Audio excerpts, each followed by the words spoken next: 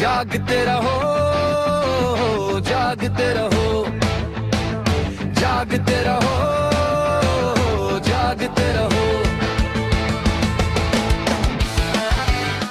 दोस्तों नमस्कार, आप देख रहे हैं जागते रहो। क्या होगा अगर मैं आपसे कहूं कि दुनिया के दो सबसे खतरनाक टकराव असल में एक ही कहानी के दो अलग अलग रूप है। एक कहानी भारत और पाकिस्तान की और दूसरी इजराइल और ईरान की।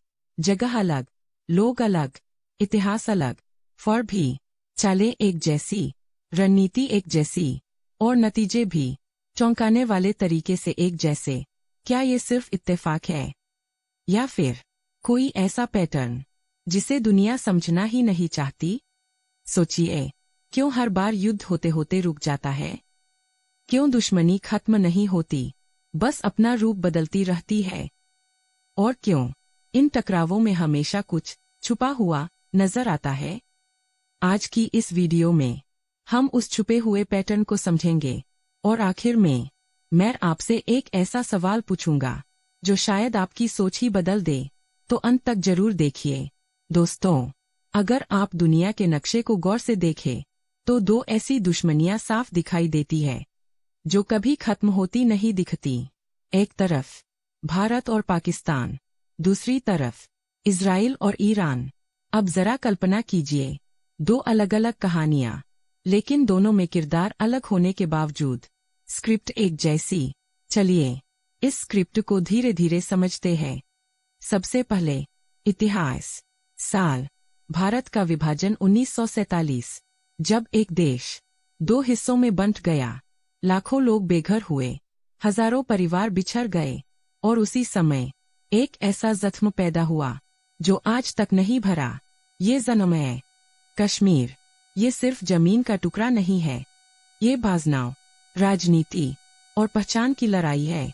अब दूसरी तरफ देखिए। साल ईरानी इस्लामिक क्रांति 1979। इस एक घटना ने पूरे मिडिल ईस्ट का संतुलन बदल दिया। ईरान, जो पहले इजराइल के साथ सामान्य रिश्ते रखता था, अचानक उसका सबसे बड़ा विरोधी बन गया।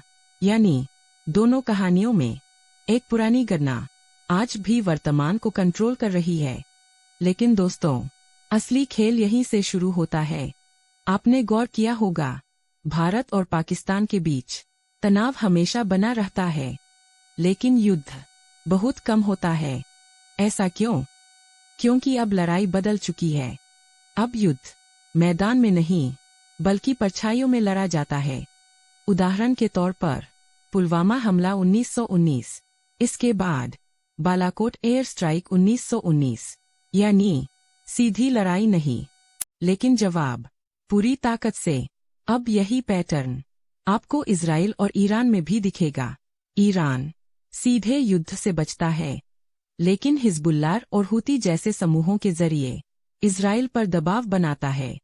इसे कहते हैं प्रॉक्सी वॉर, यानी खुद सामने मत आओ, लेकिन लड़ाई जारी रखो। अब यहाँ एक दिलचस्प बात नोट कीजिए।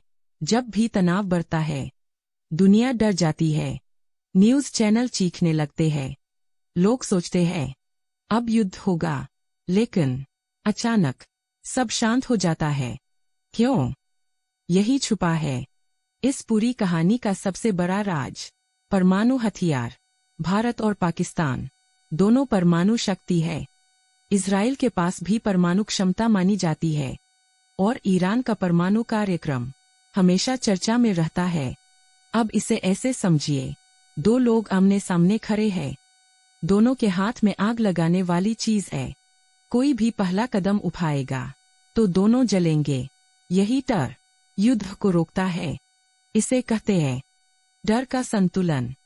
लेकिन दोस्तों, कहानी में अभी सबसे बड़ा ट्विस्ट बाकी है। क्या ये सिर्फ चार देशों की लड़ाई है? नहीं, इसके पीछे दुनिया की सबसे बड़ी ताकतें खड़ी है। भारत को अक्सर अमेरिका और पश्चिमी देशों का समर्थन मिलता है, पाकिस्तान को चीन का साथ, इजराइल अमेरिका का सबसे मजबूत सहयोगी है और ईरान रूस के करीब माना जाता है। यानी ये लड़ाई सिर्फ दो देशों की नहीं है, ये ताकत, राजनीति और वर्चस्व की लड़ाई है।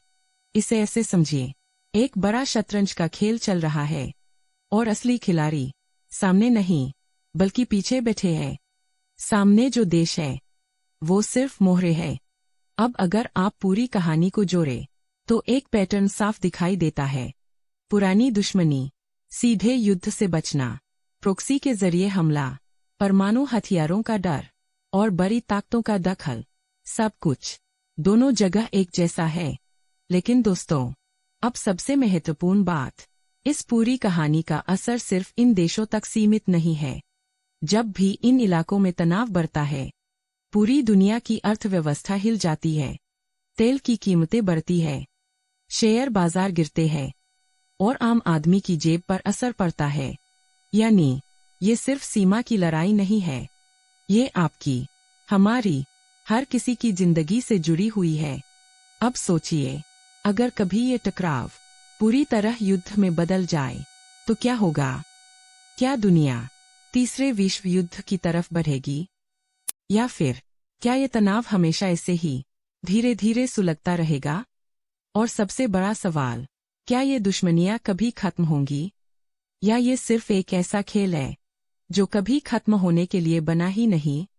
दोस्तों, सच्चाई शायद उतनी सरल नहीं है जितनी हमें दिखाई जाती है, और यही कारण है कि हमें हर खबर को सिर्फ देखना नहीं बल्कि समझना भी चाहिए। अब मैं आपसे पूछता हूँ, आप क्या सोचते हैं? क्या ये टकराव कभी खत्म होंगे या हमेशा ऐसे ही चलते रहेंगे? नीचे कमेंट में जरूर बताइए। आप देख रहे थे जागते रहो, जहां हम सिर्फ खबर नहीं, खबर के पीछे छिपी सच्चाई दिखाते हैं। अगर वीडियो पसंद आया हो तो लाइक करें, शेयर करें और चैनल जागते रहो को सब्सक्राइब करना ना भूलें, क्योंकि सच जानना है तो जागते रहो। खबर नहीं अब सच देखो, भीड़ नहीं अब सोच बनो, जो दिखे वही सच नहीं होता, हर आवाज को जांचो परखो, जागते रहो, जागते रहो।